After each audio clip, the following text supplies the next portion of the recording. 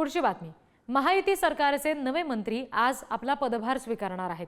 पंकजा मुंडे, धनंजय मुंडे, नितेश राणे, प्रताप सरनाईक यांच्यासह इतरही मंत्री आज आपल्या पदाची सूत्र हाती घेतील। पंकजा मुंडे आज पर्यावरण खात्याचा पदभार स्वीकारतील। धनंजय मुंडे अन्न आणि नागरी पुरवठा खात्याची सूत्र हाती घेतील।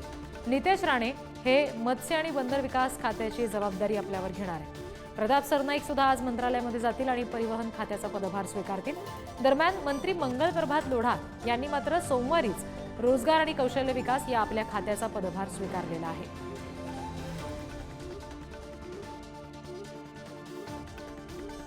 आणखी तपशीलात घेऊयात आपण प्रतिनिधी श्रेयस सावंत यांच्याकडून। श्रेयस, आणखी कोणते मंत्री असतील जे आज मंत्रालयामध्ये जाऊन आपला पदभार स्वीकारतील?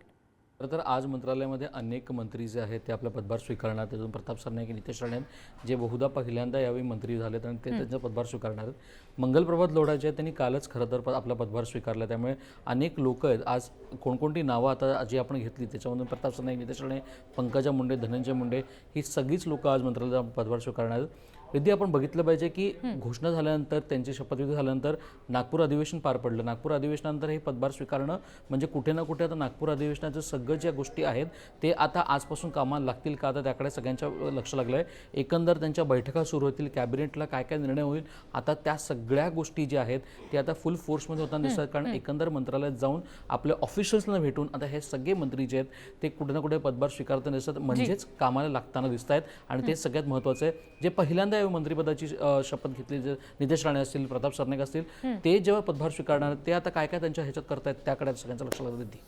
अगदी श्रेयस, धन्यवाद दिलेल्या सगळ्या माहितीसाठी।